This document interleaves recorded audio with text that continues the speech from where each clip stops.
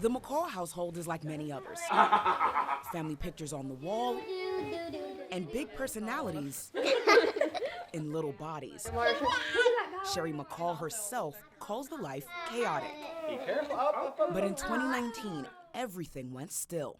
I just want people to know that it's not a mistake. Like, that's not a mistake. That is a conscious decision. She's talking about driving under the influence, a growing problem nationwide and here at home. Every day, about 37 people in the United States die in drunk driving crashes. That's more than one life lost every hour of every day. Do you understand? I understand. Okay, you may begin. With the help of drunk goggles, 1, 2. North Carolina troopers put me through a field sobriety test showing the impacts of impairment. The vehicle is a 2,000 to 5,000 pound machine that you're operating. And if you're under the influence, whether it be alcohol or drugs or any impairing substance, it becomes deadly. The number of traffic deaths related to alcohol is also going up, from 26 deaths annually in 2012 to an average of 43 deaths a year in 2021. A lot of that has to do with the summer.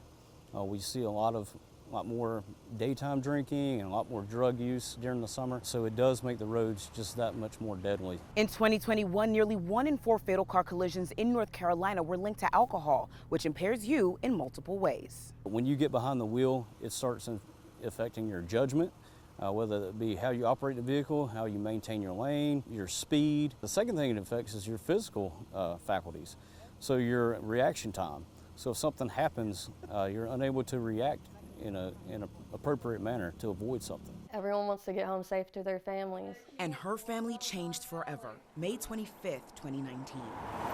A drunk driver plowed through the intersection of Cold Springs Road and NC 49.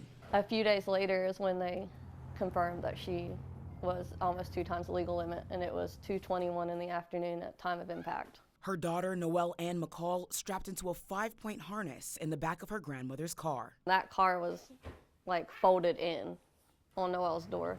So when she hit Noelle's door, my mother-in-law's car spun and went down an embankment and then also hit a tree. So the car was kind of like wrapped around the tree. The wide-eyed girl sits at the center of that family portrait that hangs in the foyer of the McCall home.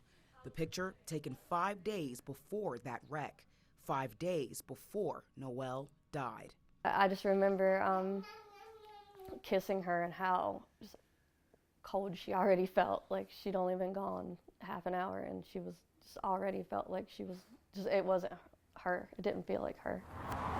She says after a 3-year legal battle, the driver was sentenced to less than 5 years. So she'll be in prison less time than Noelle was alive. And statistically, that likely wasn't her first time. The average drunk driver has driven drunk over 80 times before their first arrest. While her killer is spending 4 years, I have a life sentence without my daughter. So I just want someone else to make the right choice. The right choice being having a plan before that first drink. Have a designated driver or use a rideshare service. And don't let anyone get behind the wheel if they're intoxicated. If one person who's driven drunk before sees her face and decides to make a different decision, then she's still making the big impact on this world that I always knew she would. For Safety First, I'm Siobhan Bryan, WBTV, on your side.